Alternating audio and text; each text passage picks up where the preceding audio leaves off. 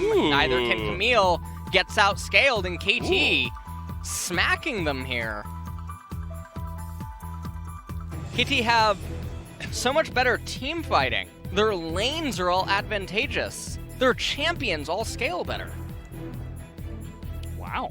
And so, a bit of a decimation here in terms of how much easier it is for KT to do so many different things in the game, and the luxuries granted to them by not just the laning phase, but also the champions' interactions with one another versus the opponents. The tools that they have, the insurance policy with the scaling, the ability to deny the split push and everything else that SANDBOX had a 1-3-1 option, but Jax is going to shut that up real quick.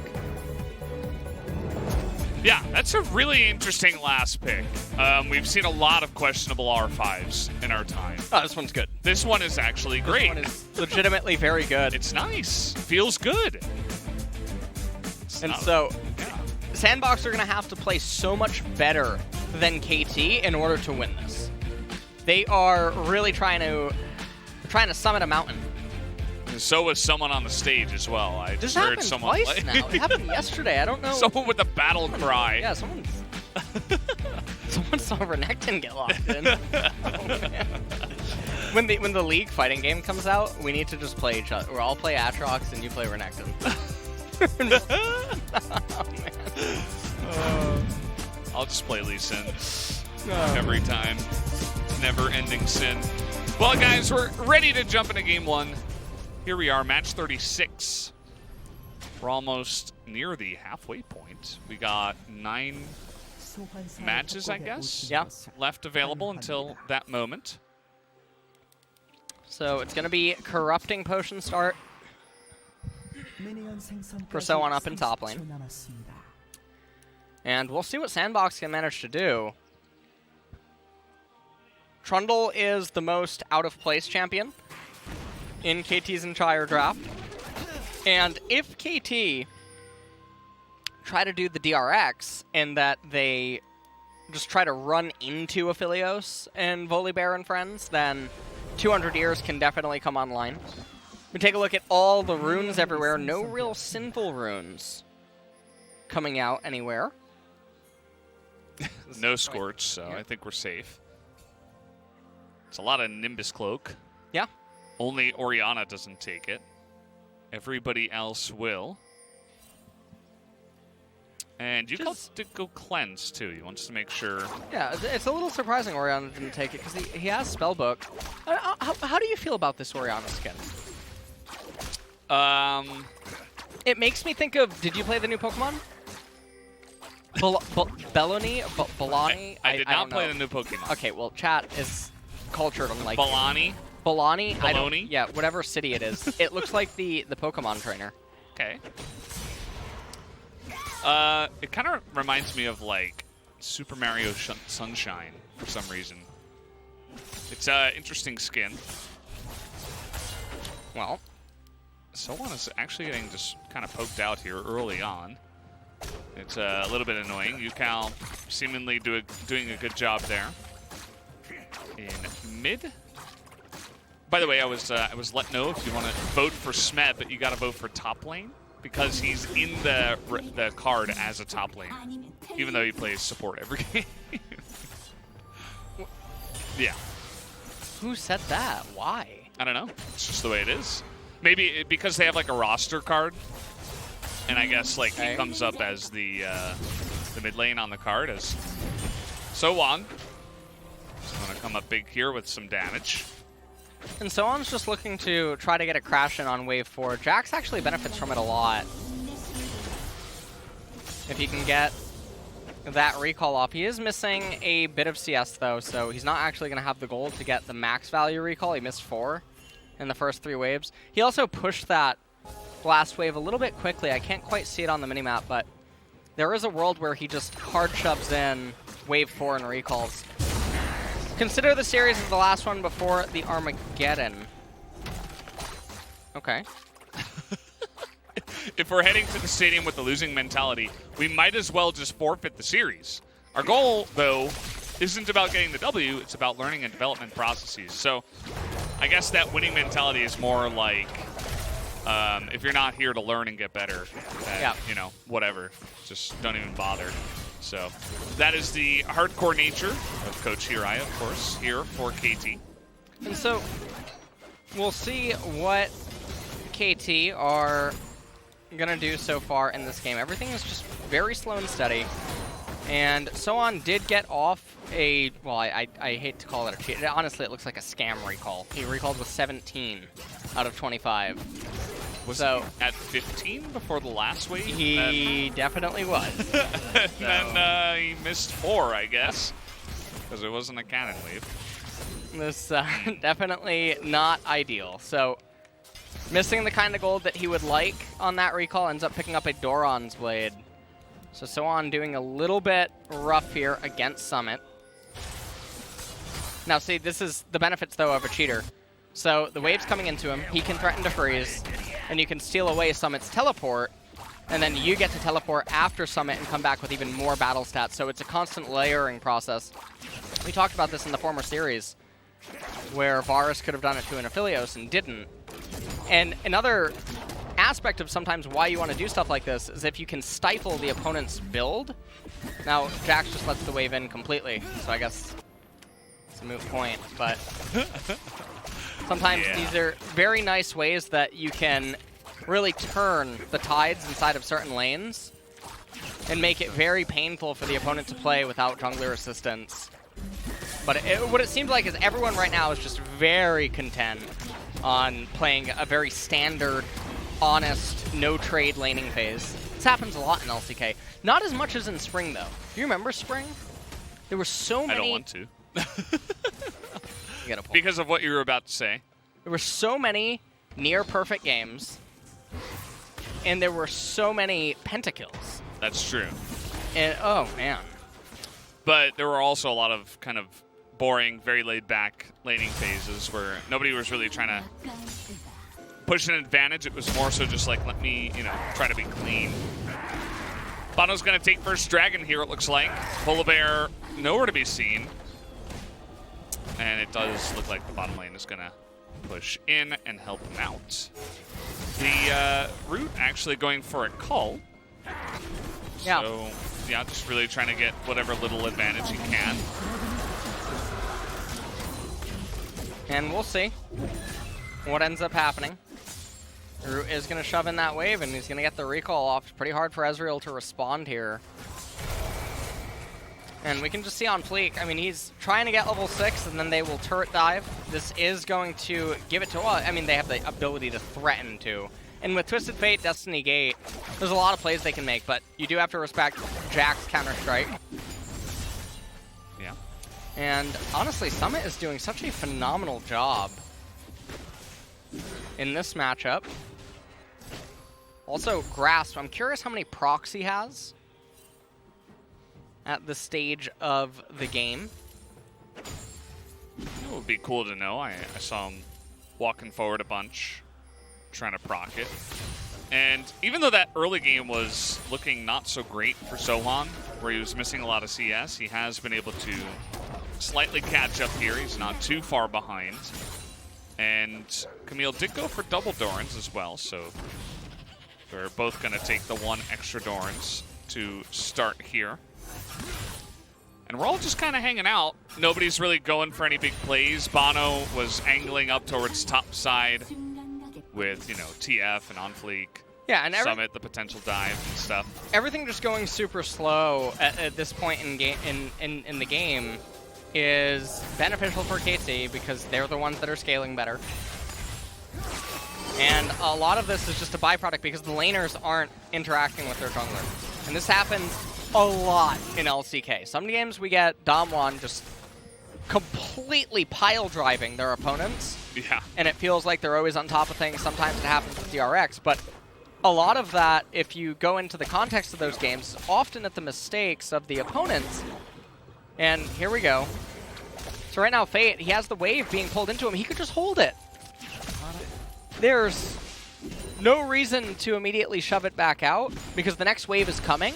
And before Camille would even go back up into top lane, you have Volibear going over to blue. TF, he doesn't have a hot date that he has to get to. Could have just maintained a little bit of lane control. It was a nice roam down attempt by Summit, though, to look for something. Yeah. He's seemingly the only person that's looking for some kind of proactive gank potential. The two junglers are farming to their heart's content. Sitting back. OnFleek did a nice amount of early counter jungling, which is, as we mentioned earlier, not something that he always does. So looking to mix it up a little bit into the Trundle. And now I think the next focus is just going to be this Rift Herald. We see that bonO is slowly making his way over. And there were a lot of pings on it from the blue team, from SANDBOX. But now with Smeb coming on up, looks like they're going to try to force the issue. KT will.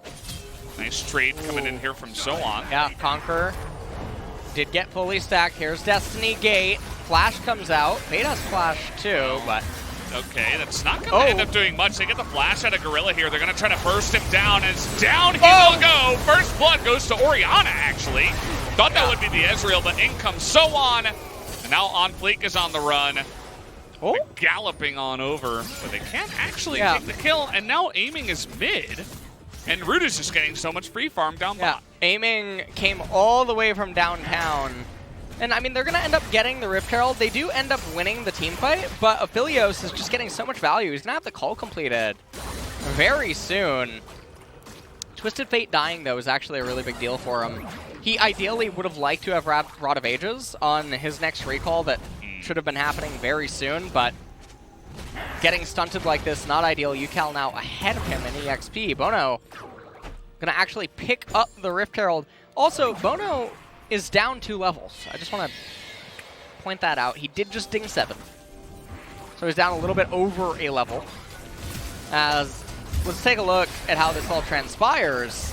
And so Gorilla goes for the Shockwave, or Ucal goes for the Shockwave, Gorilla flashes out, all onto bonO. Smeb with a really good twisting advance, but Maokai does go down. And SoHwan does get the kill. And right there, aiming just doesn't really have the damage. He doesn't even go up for the 2 minions, just let them actually both die. So a bit of a blunder there. KT coaches a little bit relieved with the transgressions that have happened thus far. 3 seconds until the ocean. And this is a really good timing. Someone could actually just run down. I wish I had Epic Pen. He could just run down to the dragon because you want to initiate lane swap immediately thereafter. And you get the dragon, and Twisted Fate is stuck because he wants Rod of Ages, but he can't get it. And then all that ends up happening is you have aiming, have teleport. He can TP up into top lane. The opponents don't really have a response. Obviously, he doesn't just TP if Camille's sitting right there, but... I like this one. They're gonna... Yeah, they're gonna Herald instead. Yeah, they Herald, they get money for Ucal and bonO. And at the same time, they were putting on pressure for the Drake. They don't just run towards it, though. Nobody's making any rash decisions right now in terms of trying to force a Drake. OnFleek, though, is nearly going to get pillared on that corner, but he's able to run away on all 4s. And now it looks like KT want to get in there. This time they're on vision. Fate is going back. He is heal currently. Oh, he's actually going to stay in the lane. Okay. See if they actually make a big play towards this dragon. Here they go.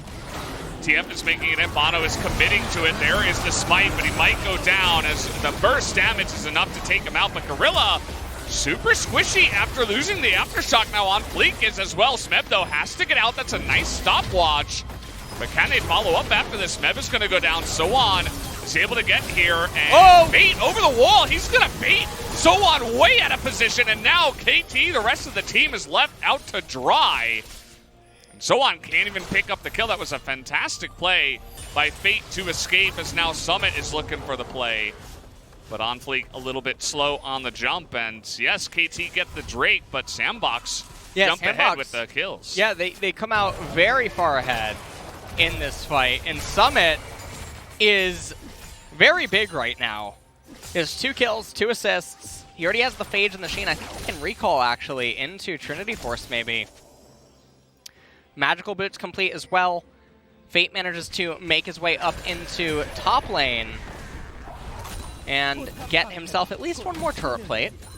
And so not the end of the world there. Let's take a look at how this team fight transpires. So Smeb is waiting 200 years to move out of the brush, and in doing so is very delayed to do everything. These roots should have already grasped some of the other champions, aiming, trying to lock up root. And honestly, Twisted Fate was still on cooldown. He could have just gone over to the right, and then TF flashes away. So SoHwan also some very questionable decision making with the Counter-Strike. Really tunneling on.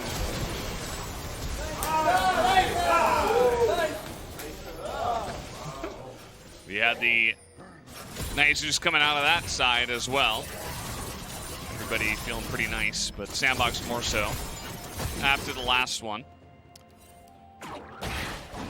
And yeah, I mean, no objectives now, but that's really going to catapult SANDBOX in the lead. As we talked about, they have the comp that doesn't scale quite as much, so they do have to get these early leads and use that momentum to catapult them into a victory in the mid to late game at the latest.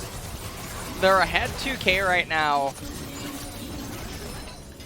Oh, almost 2.5 actually. Mountain Drake is giving some value over 2KT. I'm curious, it does look like Ezreal's going to go Iceborne, so it'll give it even more value in that department. Ucal looking to run it down right now. Ghost and Cleanse locked in. Nunu's here in spirit. So. Yeah. Well, maybe someday we'll get real Nunu. Who's it going to be? Faker? Maybe Cuz? We need someone to pick Nunu. It should happen. I mean, he's pretty, he's pretty decent. He's very good. He's very good. I think it deserves a pick eventually. I don't know if that's going to be right now. There is not a lot of magic resistance on the side of SANDBOX, so the immediate Oblivion Orb here for Ucal is quite nice. Yeah. There's a lot of AD on the rest of his team, so this time around it feels good. Whether or not that's the way he was thinking and actually made that decision based on that is, we're not 100% sure. But still, it's going to be nice. See what he follows that up with. If he wants to go Sork for the utmost damage, or does he want to grab something like Merc Treads to be a little bit safer? We'll have to wait and see what this Orianna player does. And it looks like SANDBOX, they're going to pick themselves up. First turret of the game, 1 minute until the Infernal. And SoHwan is really struggling right now so far. Here in this matchup, Summit doing a phenomenal job. So it does look like Summit showed up today, not Plummet or Sumint. So pretty good for SANDBOX because the Camille is going to be very important in the later stages, despite Jax obviously being the one that adds the clock.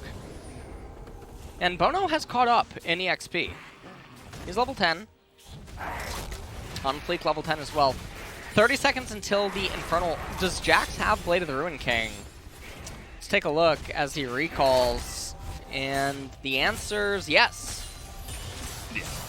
You would assume in that position right before the Infernal, he's going to back and... Okay, Infernal top, is in 10 seconds and he's running top lane. Yeah, I don't know about that. TP is... Morello completed 2. It's like a minute away. Iceborne completed 2. What is going on? Saw the immediate question mark on the Jax. Yeah, From SANDBOX, they're like, wait, now, what? The funny thing is a lot of people probably don't know this, but Summit's mic checks, he actually legitimately trash talks. Not the LCK trash talk where they like compliment each other. Yeah. But like actually, I remember the one mic check where before the fight started, I think it was even against Nuggery, he basically asked, what is this guy doing? Yeah. Before the 1v1 started. Yeah. And so they're going to forego the Infernal Dragon. They're losing a lot. I mean, they decide to give up the Infernal. They're like, oh, let's trade for Shirley. And they don't even get her. They don't get the top turret. A little bit of farm is picked up by SoHwan. He could have gotten that later. TP now available, but it doesn't matter. They can't make a play. So they give up both objectives. And what did they earn exactly? Not much. Well, they earn damage onto their tier 1 mid turret. Great. Yeah. They like the vintage look. I think Jax hit the top turret twice. Look at this, hold on. They're trying to collect insurance. You know? bonO desperately smiting the Rift Herald. And Jax is just going to let the turret die. Now, intentionally letting it die, if you have the wherewithal to know to freeze in front of the top tier 2, would be really cool. Probably not what's going to happen, but a man can dream. Yeah, not today. Again, maybe in LCK winter. Okay. Things freeze over. All right. And the LCK changes forever. Ucal's going to come up top and push as fast as humanly possible. He's got a hot date to get to. Take a look at the minimap. Yeah, I see those Raptors are coming up soon. Maybe he's going to go in with his team and challenge the Raptors. They're not going to eat themselves. Look, he's going. Exactly. Look. Hell yeah, he's going to get down there. He's going to take the Raptors, but his pushing wave will be interesting. And Fate is going to go up and receive that serve and hit it back here in the ping pong. SoHwan has taken a lot of damage, but Summit is all alone. As, okay, Fate comes in, and finally they go for an ult, and now Smeb is totally out of position. He has to flash. Oh, Here's man. Ucal. So now it's a 5v5, but they don't want to just go straight into the phalanx, so they back away. And that was a very questionable ultimate by Smeb, who somehow is ahead of Gorilla on EXP. I'm actually taking a look at the XP across the board. So Root is ahead of aiming. OnFleek did manage to get ahead of bonO again, and then Summit is ahead 1 level as well. So things are looking a little bit rough right now, because the top lane did not end up going the way that one would have expected it to, given the Jax Camille matchup. And a lot of that is obviously, remember, SoHwan, he missed so many minions in the first 4 waves. That hurt his recall, and then Summit getting a free recall off, coming back to lane, and then exerting a lot of control over. Very strong right now inside of the matchup. Also, Ucal stunting his build. He rushed Morello, but then they didn't team fight. And so now what happens is he's sitting on stopwatch. He's going to allocate another 900 gold, another 1,200. He's going to get Fiendish Codex. He's going to get Arm Guard, but he effectively already has Zhonya's. There's not a very big boost in power that he's magically getting on these components, and yet he's now going to wait 9-10 minutes until the 4th item completion comes in. So Orianna, effectively the same champion, during the same time that Twisted Fate's going to convert into a Lichbane, Twisted Fate going to pick up a Zeal. Those are very different than what Orianna's getting. So things are a little bit rough for KT right now. Yeah, I mean, that's definitely one way to put it. This game hasn't been the cleanest from either side by any means, but KT are going to try to piece something together here. Aiming finishes off his Manamura, so maybe he can, with the red buff, begin to do some crazy pokes. That was a nice little ultimate from Ucal, but buffered the hook shot. Did Summit, and he'll get away safely. And so what KT are trying to do right now is they're hoping that Jax can eventually scale up and come online and be a monster. They finally pick up one of the turrets, because a lot of the standing gold right now that is in SANDBOX's favor is actually in the turrets. So mid for both of these teams on its last leg. Root breathes on that turret, knocks it over. Yeah, it's kind of like the dragon breath. Yeah, fire coming out there from Infernum. Speaking of which, we have Infernal Drake, and I would hope that KT don't just donate it to the SANDBOX charity here in the second one. So aiming does have Miramana online, and he does have the Vampiric Scepter. So and red buff. And he has red buff. So this fight is going to be very important. SoHwan, even level 2. Here we go. They're just going to ult a stopwatch Fate in a very interesting spot. He's able to flash away, and the Q is going to miss. I don't know what I'm watching, LS. This is all over the place. Both sides. And because Fate is essentially out of the fight, he doesn't have ult, he doesn't have TP, KT are just going to take it, and SANDBOX say, okay, Nothing we can do about this, although Summit is still around. He's pinging his team. He's like, where are you guys going? We can fight. And they don't go in with him, and that's it. Okay. Keck W. Oh, man. Well, they're just going to eat this wave that pushed in. Only one melee minion was lost. But that Infernal Drake is huge for KT with their scaling comp. I mean, something we talk about all the time, and now they're only one away from Infernal Soul. Yeah, and the scary thing is that KT bought themselves a lot of time, too, to keep scaling up. If SANDBOX had gotten the Dragon, it's a very big spike for them because, again, Twisted Fate, hybrid usage for it because he auto-attacks so much. Aphelios obviously loves it. They deny a lot of scaling. They don't put themselves on the clock. And so this was so perplexing here. So aiming, Arcane shifted, and so Fate ends up actually getting away. They make their way over to the Dragon, and because they have the low ground, which unlike Star Wars is actually advantageous, they end up picking up the Dragon, and now they are in a fantastic spot. Now, interestingly, if there was a game for a Leandries on Ezreal, this would definitely be it. So, unfortunately, that's not gonna happen. Not in Europe. Yeah. So we're not gonna get it. But there's so many HP stackers, and the way that Ezreal conducts himself, as well as the build-up to the fight. Here we go. Okay, Smeb is gonna flash, but they're trying to burst him down here. He's quite tanky. So many ultimates being used for Smeb, as he's going to try to sacrifice himself for his team to win the fight. This is a questionable teleport coming in from SoHwan, as he's just going to be focused down. Oh, and it whiffed! Oh, he's not going to go down, actually. Here comes Summit over the wall, and now he's in a bit of danger. What is going on? What is happening? What am I watching? Why can't they just get any kills either? Like, nobody dies. It was only Maokai. Literally can't kill, living up to the names here. Now, I like what SANDBOX are doing. They know that they have the control ward. Well, they gave it away. So they have the control ward inside of the pit, and so KT doesn't know if they actually decide to go. That's why the blue trinket goes down. And so what they're trying to do is they're standing in the Baron brush, and had they walked up a little bit more and walked back into the Baron brush, they could have played around the vision, I believe, of the one ward KT had. I might be wrong on that one. And maybe could have looked to get another pick, but definitely a very chocolate mess kind of a fight. And we're going to have to wait a little bit. Yeah, I want back to see into the a lull replay. state before the vanilla. Don't you? I mean, I just can't wait.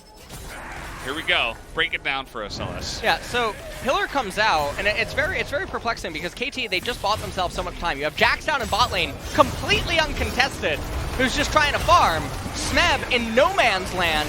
He goes back in with the twisting advance, but they could have actually just kept backing up. Orianna had Shockwave, so she could have actually held that corridor and prevented SANDBOX from going. Shockwave whiffs completely. Gorilla can't get a stun up. Summit goes over the wall, but no one else can follow. Gold card on Twisted Fate, but he doesn't have the teleport. Jinx and Kog'Maw available for root, but not going to be able to do anything in the end, but just very bewildering. True. KT should have just let Jack stay down in bottom. Why are they fighting before major item completions? Trinity Force finally coming in for SoHwan. You almost have Zanya's on Orianna, which, again, when you have the stopwatch, it's not really a completion. This is what I mean by a stuck item that ends up happening. So, Twisted Fate has the Lichbane. This sequence of events is playing out. Blade of the Ruined King now complete on Ezreal. We'll see if he does go into the Death's Dance as his next item. 50 seconds until the Infernal, though. What's up? The Death's Dance. Every A is now Mana. It is Tossidon. It is Mana. Yeah, okay. Sure. Did I think I told Atlas. I talked to 2 different people for linguists. And some of the names are very surprising. You know Varus? Yeah. Apparently Varus. Varus? Yeah, there's like a way to actually break down the name and the language of origin that it's derived from. Yeah, it's very interesting. That is pretty interesting. Yeah. Now I'm curious, like, what language is Varus derived from? Like, where is that from? Ramus is Ramus. Rammus? Yeah, Really? Yeah, something. It's really, real. Yeah. Rammus? Rammus or something. Yeah. I like that. Interesting. And here we go. Okay, so it's all about the Infernal Soul. And they could just try to burst it they're and then surrounded. get that power. Yeah. So this is what SANDBOX needs to try to do to actually win the fight, is try to do this guerrilla warfare. Oh, man, I feel... Okay, Dragon is honestly on SANDBOX side. They should tap the honey fruit. They should tap the honey fruit. Tap the... Yes. Nice, yes. Smeb. 1,000 kill Oh, okay, Aphelios. Yeah. Oh, this is scary. Now Dragon's pissed at SANDBOX. Yeah. Well, they're trying to get on Summit here, and they might actually be able to, but the other members have to back away. They're trying to get the steal. bonO not in there on time, and Summit is able to back away. That's another Infernal Drake to SANDBOX. They shouldn't fight. They should not fight right now. They could lose the game if they fight. Look at the minion wave down in bottom. But also the next minion wave that's coming in, it would be in really close proximity with these death timers. A clean ace could result in the end of the game. So they're gonna back off. They really botched this. That was a hot mess. I don't even. That was something. That's all right. They're gonna back off. They're gonna reset. SANDBOX did get a lot of value out of that Infernal. The amp to the AD and AP ratios really can't be understated. And also, Locket, or Aegis, sorry, picked up for Summit. Death Stance going to be very, very soon here for Camille. And all that ends up really happening is Ezreal going Zanya, or maybe I'll pick up Guardian Angel. Yeah. I suppose. And now you can see the Zeal versus the items that Orianna has. So we were able to talk about this in 19 minutes. This is the sequence of events. And sometimes... This is, Sometimes when you've seen it enough times before, hey, you know it's going to happen. Oh, Root! This is a really awkward spot, but he is... Yeah. He has Cog and Draven. He's 2,000 years old, or 200 years. Maybe 2,000 years, I don't know. How far have we been in this game? They're going to take down the turret after that happens. And the ultimate from Gorilla goes away. Summit up a level, but SoHwan is just catching waves. Yeah. Summit is almost 17. He's going to ding it very soon. Here comes Fate. I wonder if they're actually considering trying to dive Jax here. Looks like it, but... Oh, and Summit is he's gonna feign weakness. He's gonna take a couple turret shots. They see Fate, and then they're like, they know about Fate. No. Yeah. So that's the problem. Okay, Cog and Caitlyn available for Root. And okay, so SoHwan respecting the Twisted Fate and the Camille. Yeah, imagine split pushing with these two champions. Simmer down here. Yeah, I'm still angry. Yeah, I mean they're using it really well, and it's always going to win in a 2v1 against the Jax. If SANDBOX can stop KT from taking any game-breaking objectives, like an Infernal Soul or a Baron or something like that, while they split push, could be nice. A really interesting thing I actually want to talk about here is Root consumes the red buff right now, but there's nothing to force a fight. So I actually wonder if it would be a lot better to wait 30 seconds out until Infernal and then get the red buff on the Aphelios to really min-max. And I mean, the same thing goes for KT. So that would just be one very small thing that you could hyper min-max in order to really give yourself... Yeah, you may as well. I mean, there's no downside to doing it. They're not going to steal it. I mean, most likely. True Shot Barrage comes out. Yeah. I mean, the chances are extremely low as long as you have some wards down. The way that this game is going, no team is extremely far ahead. Rapid Fire is completed on Twisted Fate. And remember, he's cheating gold with his passive. And so, 1 minute until that Infernal. Does not look like Camille will actually reach the Death Stance, which is very big. Because it means that Jax right now is going to be very powerful. Ezreal is at a very scary point in this game right now. And so we'll see. They're just dancing over Baron. And this is what we sort of stated would end up being the inevitable game state where SANDBOX has to rely on Twisted Fate and Camille to really try to find some sort of a crack in KT's armor, or rely on this very weird 1-3-1, but the problem is that Jax matches Camille very easily, and he should actually have been pushing her back, but because of the way that the whole game has transpired... Okay, now, SoHwan's doing the thing again, where he's running top lane. Now, he does have teleport available, but that's not the point. You would rather have Jax immediately there in the fight. He's doing it because he's giving respect to Twisted Fate, and you can see he's planting down the wards. He wants to know whenever they try to group up together. And actually, Camille did get Death Stance. Yeah. So, here we go. Here we go. Oh, no, they can give up. They can give up top inhibitor, get Infernal.